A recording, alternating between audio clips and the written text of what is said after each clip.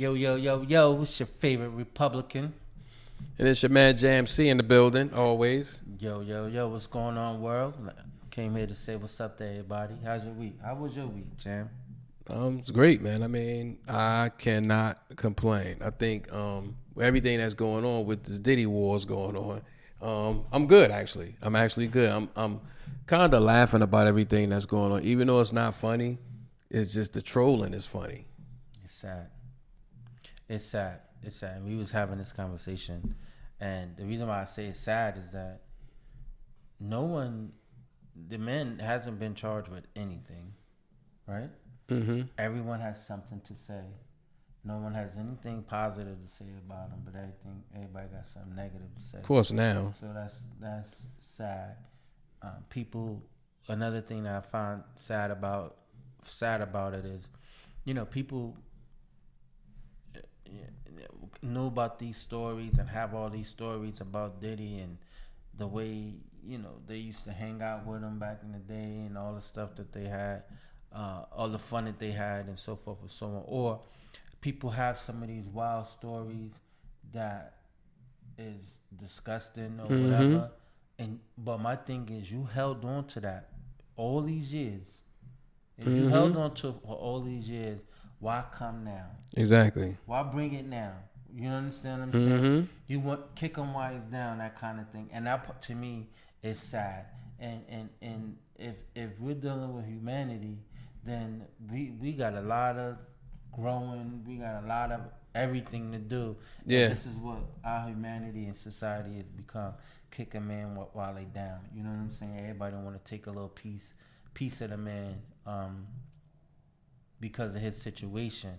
I think that, like we were saying earlier, just because they raided his house, they had a warrant to go into his house. They didn't have a warrant for his arrest. You understand what I'm saying? And I'm pretty sure I hope people are smart enough to realize that if they were after this man for, if they wanted to arrest him, his plane wouldn't have been able to go anywhere. They grounded the plane. Like, They would have been arrested already. Yeah, they would have got He would arrested. have been arrested already. So I just, just hope that, people can get in front of this and stop tearing people down. Like, stop looking for the worst of a situation. Just looking for something to talk about. Yeah, I want to talk about that on another show too. How we do to each other, because it's so much. We tend to do that a lot. And again, I guess it's been going on before I was born. So I don't, I'm beginning to think that that's who we are, and I hate to think that way. You always like to think it's a people thing, but it just seemed like it's more of us than anybody else. But I want to send a shout out to all the people who gave me some good feedback on what was the last show we did, inclusion, and they gave their perspectives of what they felt. They added basically to the conversation. So I always encourage people to join the conversation via email, via text. I get a lot of text messages. I wish they would put it on the bottom of the channel, comment at the show. But I get a lot of feedback from the show and emails. And for those who don't have the email, it's goinvocal@gmail.com. That's GOINVOCAL@gmail.com. And yeah, they ran through his house and took a lot of. They tore that house apart. They tore his house apart. And I'm pretty sure some shit got stolen. Oh, I'm almost positive some shit got stolen. Almost certain. And it's funny that we're talking about, you said that they ran through his house, and then I tell you, boy, the internet is crazy. Now he took out all these loans on his house. They say, money, 300 million or some shit like that. Yeah, these people are terrible. And so that's a perfect segue to go into what today's topic is. Is home ownership an asset or a liability? Now, if you want to think of an asset as something that you make money off of, then that would be an asset, right? If a liability is something that you're constantly paying out, then that's not that's a liability. So with that being said, is a home an asset? or Home ownership, yeah, is an asset or liability. Are we speaking just overall in today's economy? Overall. However you want it. Okay. I would have to say, and I'm not being biased, though I am a homeowner. I'm not flexing either, so chill out, audience. Yeah. But I happen to own more than one property. Here we go. Got a couple out there in the streets. So no, I actually think it's an asset. I think it's an asset. Maybe a few years prior to owning any property, I would have thought it would have been a liability, but I think it's an asset. I think it's a way. I think there's several things you could do when you're a homeowner. I think for tax reasons, your property in most cases nowadays it appreciates with value, and that depends on your level of expertise on buying a house, because you can buy a dive and lose money. So but I would have to say it's an asset for me. I think it's a liability.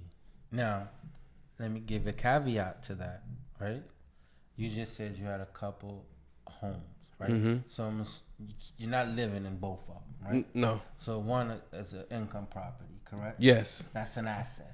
Yes. You understand? Yes. Because you're making money off of it. Yes. You know, the only thing how I look at it is, if you have a home, right, and you're living in the home that you have, you're not making money off of that home, right? All it is that you have a loan for this amount of money, right?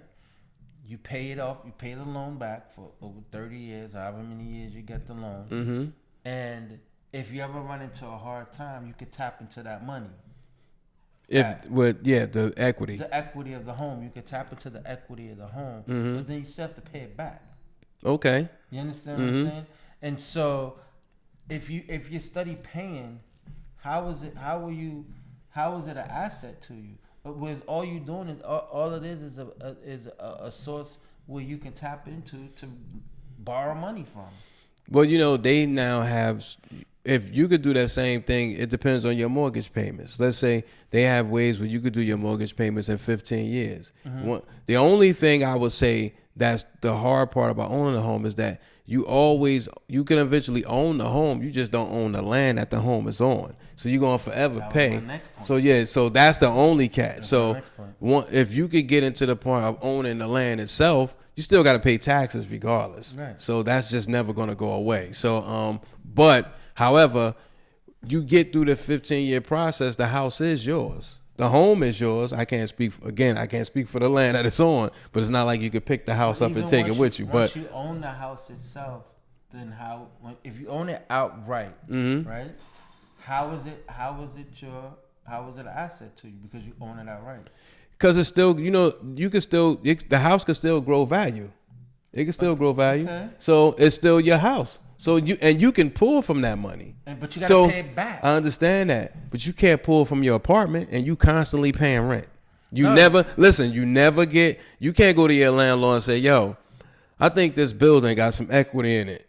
Can I get a percentage of what you get in the building? I live here. I help bring the value out because I'm paying rent to you, which cause you to get money. You know what I'm saying? Right. So how come none of the tenants in this building can't get some equity? I'd be pissed if that could happen, because then I got to deal with that with my tenants. So, but they can't get no money back, and you paying that for however many years you there. But keep in mind, I do love you, tenants. Keep paying the rent. But that's a great point. Whereas though, as a renter, you can't pull equity out of the home. But all it is. But here's what I'm saying, Jam. Just think what I'm saying. You're pulling money out of a house, right? That you paid for. Right? For whatever reason you need to pull money out of the house, right? All you doing is getting a loan. But that's the benefit, though. That's a benefit. But you could get a loan anyway. Nah, you can't. Why can't you? You can't. Listen. Why can't you? Because they know that's the best collateral. A house is the best collateral. How many people could go to a bank? A bank won't even give you $50K at all. Banks right now or like this with money. Unless you know a private lender, which would give you hard money, which is not the. I don't suggest going that way, but if you don't have a choice, by all means. But as long as you have that property, you could get money from anybody, damn near. When you don't, again, it like people pull from their house for vacations. Maybe they need the roof fixed. Maybe somebody's going to college. Maybe somebody, and then you get more tax breaks and things of that nature. And true, you gotta pay it back. But how many people who live in an apartment? Because a lot of people don't have in America. The credit scores in America now, we have the worst credit in the fucking world. We're probably the only country that deal with that type of credit shit anyway. More than likely so. But you can come here with better credit than the people who actually live here, which is the craziest shit to me. But let's say, for instance, like you can't go to a conventional bank and say, hey, I'm JamC. I want a loan for $50,000. They ask me why, because I decide I want to build a deck, remodel my kitchen. If I rent, I ain't doing all that. Well, I ain't building no deck. I ain't, you know what I'm saying? That's true. I ain't building no deck. Yeah, but what if you got But what if it's for personal use? Suppose you might want to take your kids somewhere. Your daughter may want to go to school or what have you. That's the purpose of saving your money. Everybody don't say. But here's what I'm saying, right? Mm-hmm. All you doing is recycling money with this house. Yeah. You pay it. Take money out. Guess what? Pay it. Take money out. Pay it. You know the worst thing that a homeowner can do? What? Is refinance their home. Why? That's how so? Why? Because here's the thing. If you just say you got a 30-year loan, you've been in the house for 10 years. Mm-hmm. You refinance. Your 30 years start all over. But you can minimize that. Well, whatever. Yeah. However you structure the deal. Yeah. It starts all over. Yeah. You understand what I'm saying? But you also lower your mortgage. You can lower your mortgage. But see, that's what the banks want you to. They want you to do. Think just like. But it's usually not banks though. When they refinance, a lot of times you can do it with a bank or you can go to a lender, a capital group. Whoever, yeah, but I got you. See, that's how they reel you in, right? They be like, yo, you could pay a smaller mortgage, right, with a lower interest rate, right? That's how they tap into you, right? Okay. They be like, oh yeah, bet, definitely, hell yeah, if I could save $1,000 off my mortgage and I get the lowest interest rate. Okay, I got you. But then when they reel you in to do that, now they just guess how now you in debt instead of 30 years or however long you originally structured your loan for. Let's just keep it at 30. Just say you structured at 30. And then you went in and you bought and now you 10 years in and they start sending you shit about refinancing. Now you refinance. Now instead of paying the house off in 30, now you 40 years in. Okay. God forbid you run into another crisis where you need to tap into some money. You refinance again or do a home equity loan. A home equity loan will be a best option to me if you had a home. Mm-hmm. You know what I'm saying? As opposed to refinancing. But all you really doing is recycling the money. Okay, but it's your money. It's not your money. It's your money. Because perfect. Glad you said that, right? In the event that you come into a hard time and you get jammed up, right? Mm-hmm. House paid off. It's your money. The house paid off. So now you can't pay your taxes. You know, I was looking at this thing yesterday because I was getting prepared for this show. Mm-hmm. It was 10 most states that loses houses due to taxes. Mm-hmm. New Jersey was clearly in that list. Of course. Clearly in that list. Because we have the highest property tax. About 14% of homeowners,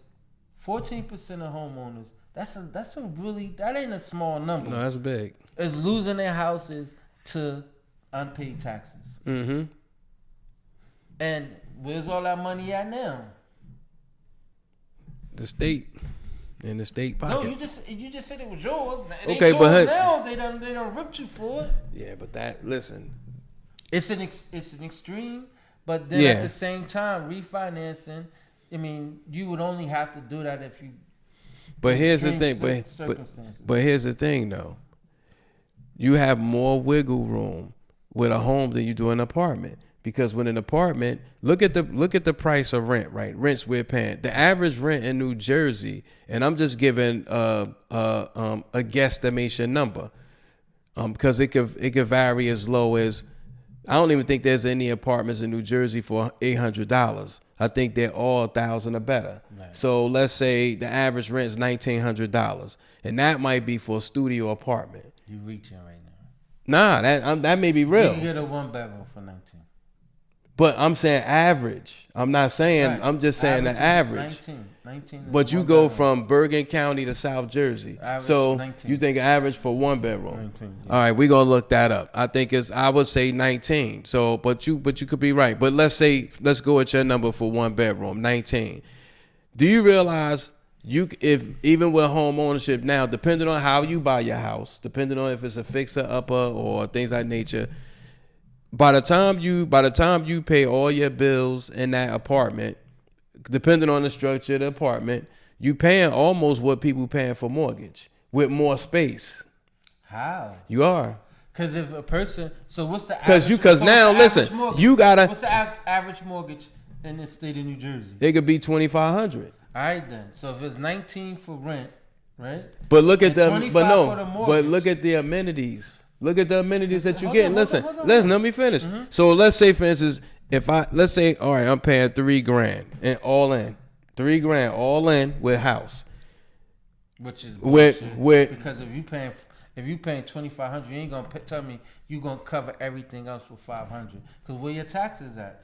That's in your mortgage. That's included in your. This is fixed in your mortgage. So let's just say all in, I'm paying $3,000. I'm being dumb with the numbers, but what I'm telling you is when you pay everything you're paying for in an apartment with tight ass space, and you pay all your bills, you may be paying a little over $2,000. So even if I'm paying $2,200 and then I'm paying $3,000, but the amenities is I might have a bedroom, 2 bathrooms, because you ain't gonna get that in an apartment. In apartments that you do get it, you paying about $2,800 for rent. So, and that's for those amenities. That's a mortgage in some places in New Jersey. So let me finish. So you get space, you get a backyard, you get a front and backyard if you live good like your boy. But so you get 2-car garage maybe in some cases. You get a 2-car garage. Some people get 3-car garage. So you get you just get more space. So if you grow out, you're in a house. But you could live in a what's the fee? What's the average for a 3-bedroom? I don't know, because I don't need all that space. No, but let's just say a 3-bedroom apartment. Because if you paying $1,900 an average for a 1-bedroom, you could get 25 for a 3-bedroom. Right. It should be about at least $200 or $300 a room. After that, all right. So you just add another 600. All right, so that's about almost $2,500. So 3-bedroom for $2,500 a rent. Mm-hmm. When you can get a house 3-bedroom and pay $2,500. That's just mortgage. Yeah, I understand that. Right. But your landlord raises 3%, 2 to 3% a year. They can. They don't say that they. Yeah, they will. But they say they have to, but they can. But your boy here, 3% increase every year. So then look at this, right? Uh-huh. So here's the one thing about having owning a home, right? You're responsible for everything in that house. Everything from the roof to the basement to the window to the wall, to the hot water heater, to everything. Get that grass cut. Pay for that trash. Mm-hmm. Pay for that water. Pay for sewage. You're responsible for all of that. So you can't sit here and tell me. Hold on. You can't sit here and tell me that $500 is gonna cover all of you. I got you. Still got light bills. Still got gas bills. I cut it myself. God bless you, because I ain't cutting a motherfucking thing. Papi, right? Get that shit cut, right? But you get the Hondos. They can get them reasonable. You get them reasonable. I get them reasonable. I could do $50 for what? For the front and back. $50. That's somebody cutting your shit for front and back? That $50. must be your nephew or something. Nah. Because that's Nah, I'm just listen. They do it in bulk. If they do it in bulk, they dumb down the numbers because they get more than one person on the block. That's what I get. Okay, so that's which dope. that's generous. Yeah, That's dope. It's no. You gotta know how. You gotta know how to shop. That's you gotta know how to shop. A community thing. I got you. But nonetheless, don't escape this shit, nigga. Y'all, you are responsible for every fucking thing. Yes, absolutely. Everything. Facts. Everything. A fucking. You gotta shovel your own motherfucking snow. Facts. Right. If you live in an apartment, you gotta worry about that shit. Right? Motherfucking you just could fall and then get called top dog. That's a shameless plug, but yeah. There you go. You know what I'm saying? So, but again, I be saying all that to say that the only thing that you told me that was an asset of having a home that you can borrow money against it. Now, I will say this. Let me go on the record because I do believe this. Anyone who owns a home, owns a property or whatever, you own a piece of this earth. Small piece of this earth. Mm-hmm. Right? You own it, right? I will say that, right? But the only thing that you said to me that made it that was the asset so far is that you can just tap into some resources. You could tap into money. That's it. Credit. What about it? That builds your credit. That means with anything, anywhere you go, anything you want to do. Saying a nigga in an apartment can't have good credit? No, you can. Oh. But a house solidifies your credibility because it's an asset, regardless of how you look at it. So that's your credit. So let's say if you want to start a business, you want to buy a McDonald's or whatever. Of course, your house got to be worth a lot more than that. But I'm just giving you an example of a restaurant. Your credibility with them is a lot more better than if you came in an apartment and said, I want to get a McDonald's. Because you have that asset, cars are not considered assets. Mm-hmm. So your house is. Mm-hmm. So if you want to start a business, your house can help you get that business. Mm. So your 401 can't? It can, but your house helps. Your 401. You don't have to tap into your 401k if you got a house though. But then, your 401k can actually help maybe buy shit for the business. But here's what I would say, right? You said credit. All right, you could get good credit any motherfucking way. Just having credit. But think about the irony of this, right? The more they lend you, the more they're gonna continue to lend you. That's anything. Yeah. You understand what I'm saying? So all right, we see you can handle this $50,000 loan. All right, so now you want another 200? You can get that. All right, you can get that. Cause all they doing is sitting back plotting, waiting for you to fuck. Well, here's the. They wait for you to drop. They wait for you to fumble this bag so they can come and just scoop this shit up. Well, that's a part of good business. A good businessman never spends his own money to begin with. It's always somebody else's money. So did you spend somebody's money to get this motherfucking house? I sure did. Okay, cool. So that's what you learn. You know, the good businessman, you take other people's money and you utilize it to get what you have. Of course, you're gonna pay on it. Mm-hmm. That's how you build your credibility. Mm-hmm. They get their money back. That's part of the flip. So it's anything that you do, you know, it makes it an asset because you can move around. It gives you credibility in the world of finance. Whereas, like I said, an apartment can't do that unless you own the building. What if you ever heard of how people can get a whole life policy? Yes. And plug into that? Yes, absolutely. And borrow against that? Yes, absolutely. The same way you can borrow against but again, shout out to Will Hawkins. But you know, a lot of people are not well versed in whole life policies, which is why they need to watch the show. So, but what that I'm we did, shameless plug. My point is, if home ownership is what you're telling me is the only thing that's giving you, where you can tap into that resource and get money, a whole life policy can do the same thing. I didn't say it was the only way. I didn't say that. You said that and credit. These were your only two. I said those were the best ways. Yes. These were your 2 points so far in regards to why a house is an asset. Yes. credit and able to tap. But keep in mind, with a whole life policy, how long do you have to put it? What when you talk about money, there's a limit to it. So how you can't just I can't start a whole life policy right now today and say, yo, I want to borrow $80,000. You can't buy a house today and take out. But I could do it within a year. Same thing with a whole life policy. Not that amount. You could pull out whatever. So if you got $1 million policy, you can pull out whatever you want to pull out. Not from the whole life policy. And from the beginning. Yes. So if I have a whole life policy right now, well, you paying into it. But I'm just saying, you can't take out. I can't go to you and say, yo, I want $1 million. You could get damn near.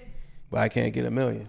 You couldn't get it. You couldn't get the whole value of your house once you. No, I wouldn't want the whole value of my house. So why would you take the whole value of the policy? I wouldn't. I ain't say the whole value of the policy. I said if you took out $1 million policy. Mm-hmm. You said if I want $1 million, can I get $1 million? That's the whole policy. No. I'm saying you're saying I can get 500,000. Yes. In a year. Yes. With no means of paying it back. No, you gotta pay it back.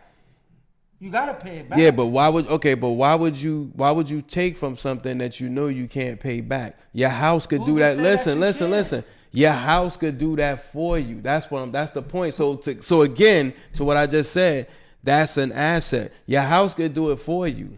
Hold on. You lost me when you said if you take if you can't pay it back. That's you get 500,000, right? Mm-hmm. You live in an apartment, so you're taking. You got $1 million policy. You take 500,000 in your life. How soon before you expect to pay that back before your demise? Where's the money coming from? Because you paying it already. But 500,000, you're gonna pay 500,000. How many times can you take against that? You could keep borrowing against as much as you want. How many times? So you could refinance. You only can. So who's paying it back? Huh? Who's paying that money back? The benefit, the person who policy it is. That's the only person that can get the money. But how are you getting your money back? You still got to explain that. You're gonna pay that off. Your untimely demise. Who's paying that money back?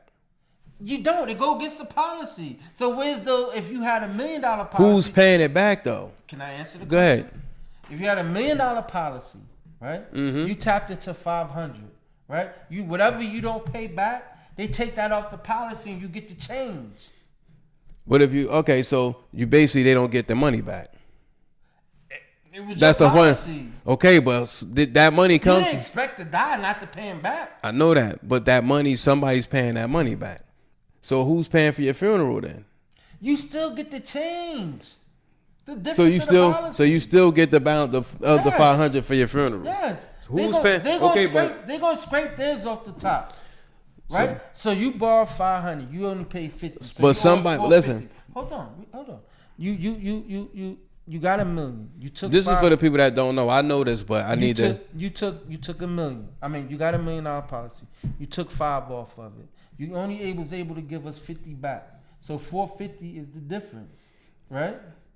But you got go ahead. So they're gonna take that 450 off of the remaining 500 that's left on the policy. Then really you only gonna get 50,000 to bury yourself. So I encourage people to do the homework on it because I don't agree that it works that fast at that amount.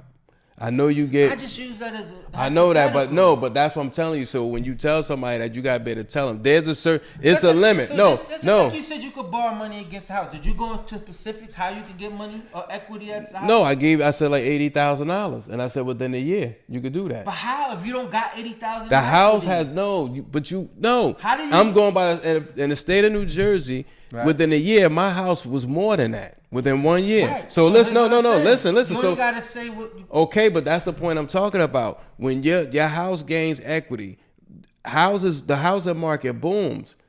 And I was in 2017, it jumped. So right now, it ain't jumping now, man. It don't have to. My shit is 5 times, almost 5 times than that. But here's my point. What I'm saying is, I could get that much and more within that timeline. That's what I'm telling you. So with a house, you can do that because one, if you don't pay that back, the house is worth more than what I got from it. Okay. So that's what I'm saying. The policy was worth more than what I got from it. You missed my point. But in that year, it wouldn't have been 80,000. That's what I'm trying to tell you. There's a limit to that. You're saying it's no limit. Right. I guess you're not understanding the question I'm saying. I'm posing. We need to have Will back here and we can finish it, but because we never going to agree on this shit. Because you're saying what you're saying to me is right. First of all, your numbers got to be right. You got to know how much equity you got in your house. So no, give me no. So can I say what I listen? Go ahead. So just say that from what you're telling me is if your home is whatever, right? And keep in mind. No, give a number. So say if your home understand. is 325, right? Mm-hmm.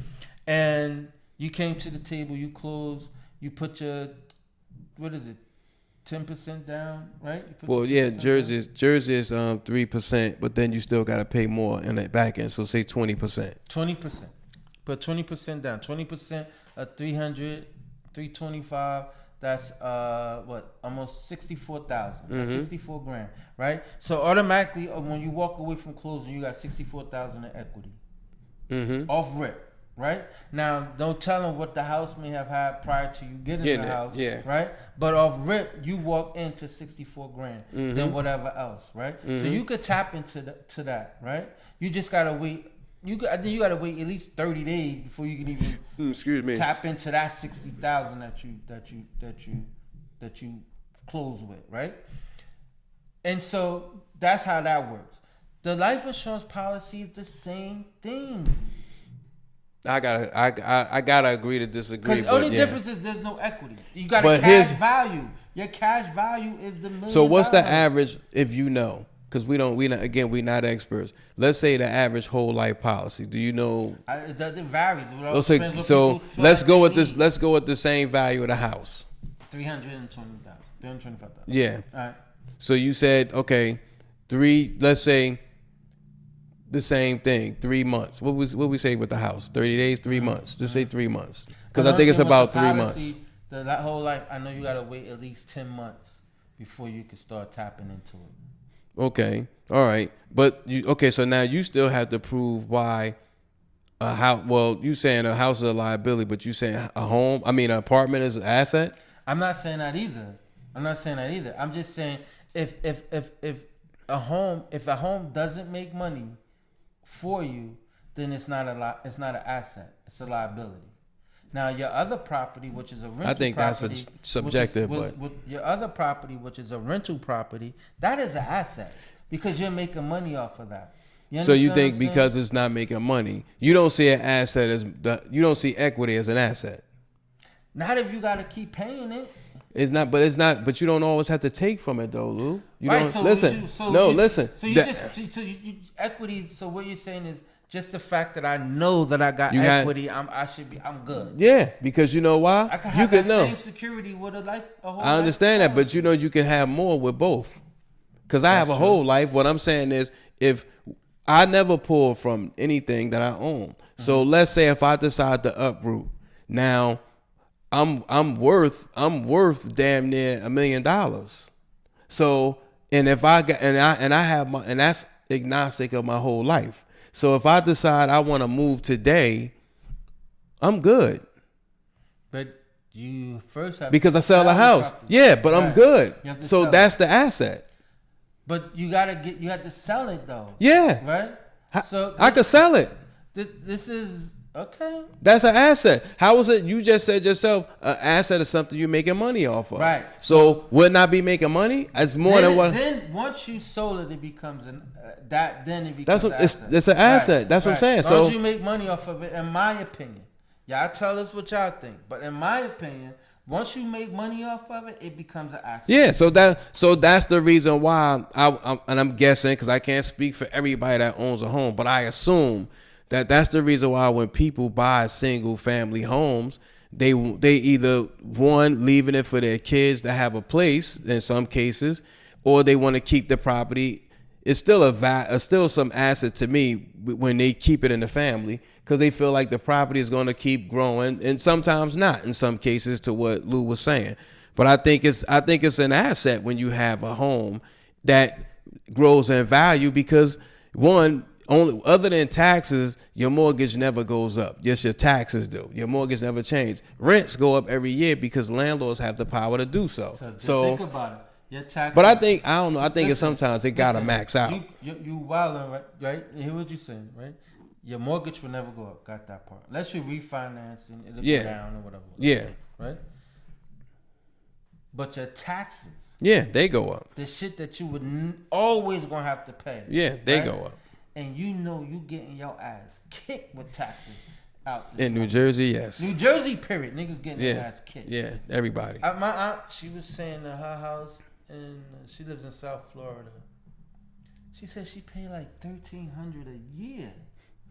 Yeah, believe it or not. $1,300 a year. Believe it or not, New York pays less taxes and property than we do. That's crazy. Yeah, and New York has the money. All the money's in New York. That's crazy. New York, taxes cheap. Shout out to Pete at Razor Sharp. We was talking about housing. And we was talking about houses in North Carolina. Houses, same thing. They paying like $6,000 a year. Some places $1,600. New York is average about $5,000. New Jersey, almost $20K. That shit is sick. In property taxes. Sick. So it's wild, crazy. It's one of the. It's in the top 5, I believe, highest in the country. It might be number 1. It's either 2 or 3. Okay. I think California. I know they there. It's up there. Yeah. But listen, look at that. Shit is crazy. And that's Jersey though. But again, I can't speak for other states. You know, you got to do your own homework on that. Don't get me started on leaving something for these goddamn kids. That's gonna be next. Who do you will? That we gotta do a show about that. The way these kids thinking today and the way these kids moving, I'd rather scorch earth than leave these motherfuckers out, man. They gonna tear it up. They gonna tear this shit up. Or they not gonna appreciate nothing. Man. Yeah, not at all. Scorch earth. Not at all. You live them a couple hours, they liable to be fucking around dead in the bathtub. Find like Whitney Houston, some motherfucker with. Well, no. Look, we love Whitney. By no means, no disrespect. We love Whitney. Definitely love Whitney. It's unfortunate what happened to her, but I'm just using Whitney as an example. Yeah. You know what I'm saying? Listen, I gotta. On that note, we tell us what you think. How a property, home ownership, asset or liability. Let me know what you think. Email us at goinvocal@gmail.com. That's GOINVOCAL@gmail.com. And I thought that was good. You gotta get your shit together. I do. I just say, everyone that got a voice don't always have to have an opinion on something. Mm-hmm. You know what I'm saying? People want to have an opinion about somebody that they would never get to the plateau that they at, but you want to tear them down. Mm-hmm. You understand? If you've been to the mountaintop where they've been and seen some of the shit they seen or done some of the shit they do, then you can have an opinion. But if you ain't never been nowhere and done nothing nowhere near as astronomical as what they've done, then shut the fuck up. Mm-hmm. Get your shit together. Get your shit together. I'm gonna piggyback off that. I'm encouraging my black people first and foremost in America, and then I'm encouraging just all Americans. But I'm gonna start with Black America. We have to unify. The only time we come together is when we come together to tear somebody down that's like us, but we don't come together to build each other up. I mean, it's always good to talk about somebody's son who got locked up or somebody's daughter who. Talk about that? No, that's how they make it. When they, it becomes a thing like, oh, he did this. He was never no good anyway. We quick to tear each other down, and we join in. People tagging in, or they start making jokes about certain things when we do it with our celebrities, or it's like we prey on people's downfall. But we don't have that same fight in us to build each other up when somebody coming up. People would rather take pictures of somebody who just came home instead of taking pictures of somebody who graduated college. Yeah, definitely. You know what I'm saying? So our thought process is backwards. And all of America look at us, whether we know that or recognize that, because this is why when you go to work or you at these jobs, just know we're the conversation at the dinner table. You know what I'm saying? They talking about how, they just like they on TV. You know what I'm saying? You know that's what they saying. So we're so monkeys. We're so blinded by that. You know, the one thing about me, your man JamC, is I never talk about my own to another race. I never do that. Mm-hmm. If I feel some way about somebody that's my own, I keep it to myself or I keep it in my house. But I never go outside of that. And I see a lot of us do that. We go to other nationalities and we talking about each other to them. So in their mind, we can't unify because they don't do it. Mm-hmm. When they talk about each other, it's to them. They stay in their own little circle talking about them. They don't even like each other. We never know it. But we let the world know we don't like this person. We put that out in the world on display. So I just encourage us, we need to get our shit together and think about us first. And that's all I got, man. Trump 2024. Yo, once again, it's your man JamC, and on behalf of Shy Money, who's not here. Shy Money, we love you, we love you. But it's your man JamC, and I'm Goin Vocal, and this is my brother. It's a favorite Republican. I always got something to say. You know, I always got something to say, but you know, just we encourage people to have like, you know, thought-provoking conversations. Yes. Let's not just keep talking about the same shit, same old BS. You know, put the social media down and pick up some books. Yes. Pick up some books. Yes. I mean, you know, you're not gonna get nothing out of social media other than a bunch of gossip. Yes. You know what I'm saying? Yes. You know, you're not gonna expand your mind if you keep reading the same BS over and over again. Mm-hmm. Get into a book. Let it take you somewhere. Let it remove you from the place that you're at. Go somewhere. Expand your mind. Let your imagination go. And be a free thinker. Exactly. You know, that's the whole thing about Goin Vocal. You know, exactly. Granted, we talk about everybody get on the internet talking. Mm-hmm. Shit, we doing the same goddamn thing, right? Yep. But we feel like what we're saying brings value to people. At least give you something to think about and have something to talk about. And that goes, and it's true because everyone we had on the show they initially be scared and nervous to get in front of the camera, but once it's all said and done, when I'm coming back, and they be all excited, and that was great, that was good, we had a good conversation, you know. And I think people need more of that because these things here has made us so antisocial. Yes, lazy. People are not having conversations. People are not going to the libraries or anything like that. I have a library card. I don't know about but I have a library card. It's exercise your mind, man, and this social media stuff ain't doing nothing but dull. It ain't sharpening your sword. You know, iron sharpens iron, and that social media is not iron. Shout out to 50 Cent. I love that nigga. Yeah, love you, Fifth. It's your man JamC. It's Republican Lou. And we Goin Vocal. Peace. Everybody tune into the Pod Squad now.